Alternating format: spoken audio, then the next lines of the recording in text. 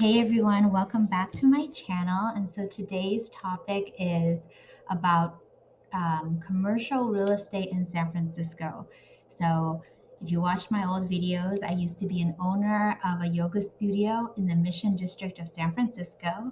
And I just want to talk to you about the process if you're interested in opening a storefront, the process of going through looking for a space, the negotiations, what to expect, and more specifically in San Francisco. I will say, if you haven't seen my other video, you should check out my video about what I think about opening a small business with a storefront in San Francisco. So to begin, I use the LoopNet to look at all the different commercial real estate places in San Francisco. Back when I looked, it was in 2018, the beginning of 2018. So everything was all good in the hood. Everybody was looking for commercial real estate places, and there were like lines to get good spots in the city. And the place that I was looking at was up and coming and central for what I was trying to do. So it was hard to get meetings. But now that the pandemic is over and they're trying to revive San Francisco, it's probably easier to get a tour and easier to negotiate contracts and easier to get into a place. So probably now is a good time to start your business. The second thing is once you go to meet, I should say, agents are not your friends. Okay, so the way commercial real estate works is the agent will always work for the landlord. So even if you hire a agent, they still work for the landlord, because the way that they're paid is they get a percentage of the entirety of the lease.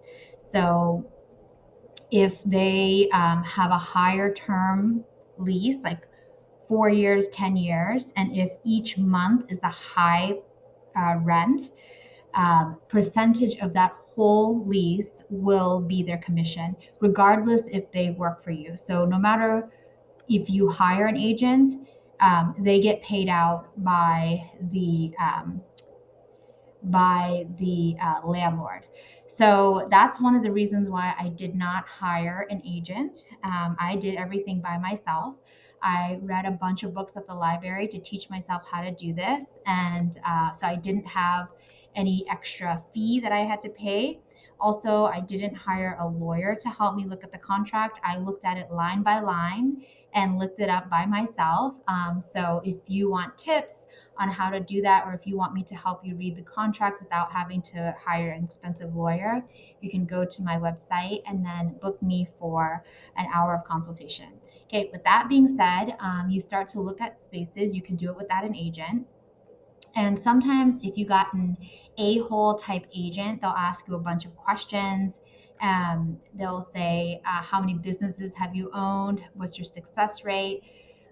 For me, when I started, I had zero. I had zero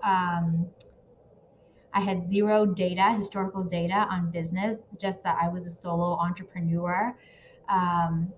So you may have to jump through hurdles depending on the agent, but sometimes different agents will have multiple listings. So you can just go to somebody else to help you look at that one spot.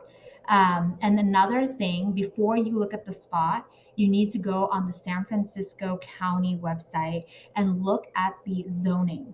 So San Francisco has so much red tape, if that's the right word, so much regulation on what can be opened in what area. And some commercial real estate spaces are only zoned to be restaurants, only zoned to be retail, anything like that. So you need, before you even look at it, you want to make sure that the zoning is okay. And say you really want the location and you give no F's about the zoning, you have to apply to get permission from the city to open whatever you want to open. And also, if you're a franchise, San Francisco is pretty tough on letting any type of franchise into certain neighborhoods because they want to keep it very small businessy, mom and poppy. So that's also something that you need to look into. So once you look into that, then you start to go on tours to look at the space. And the hardest part is asking the right questions. You never trust how much square footage that they say it is. You always want to look at it yourself and measure it yourself.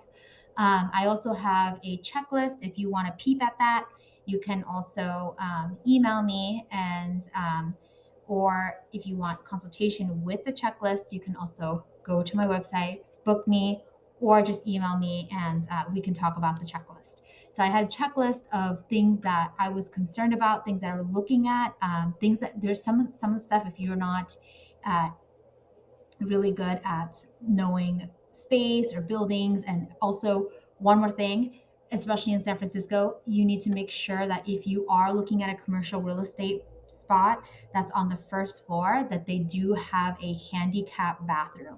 Okay, if you don't have that, then they'll give you a fine or they will make you build one. So once you find the space and you think that it's good and you've gone through the checklist, the next step would be getting a letter of intent. I also have a template for a letter of intent. Usually the agent will make that or the landlord will make the letter of intent, but there's a couple of fields that you need in there to make it a letter of intent. If you want an example of that, you can always email me. And that's where you start doing the negotiations. The negotiations are pretty, it's like the wild west. So if you get a normal apartment, there's a lot of rules and regulations that help protect you to make sure that, especially in San Francisco, that the landlord isn't doing anything messed up. But when you get to actual commercial real estate rental, they can do whatever and you can make whatever terms you want. And one of the things that you can also add into the letter of intent that they'll also aka say LOI is you can ask for tenant improvements. So say pretend you get a floor rental space and it doesn't have a handicap bathroom. You can ask for them to do that, the landlord to do that in the negotiations, or you can also ask for however money amount for them to improve the space. Like if it's not up to par or it's just really bad, you can ask them to fix it up.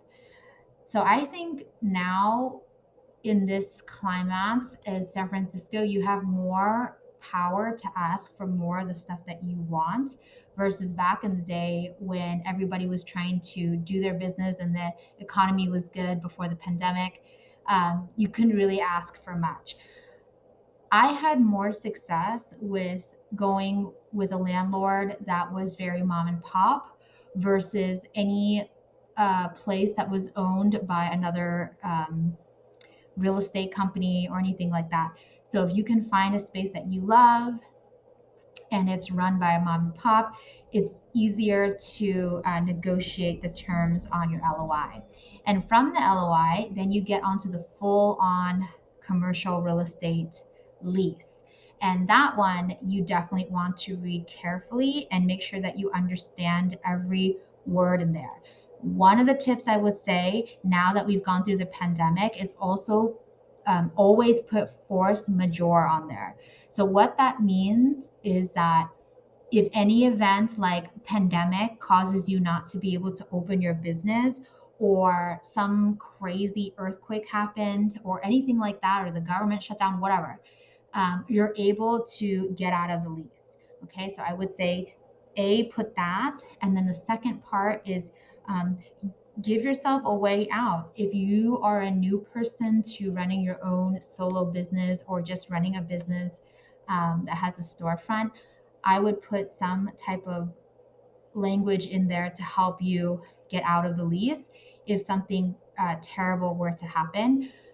I would also say, just because of the whole pandemic and my own trauma about opening a small business in San Francisco, I would not sign up for a 10-year lease or anything like that.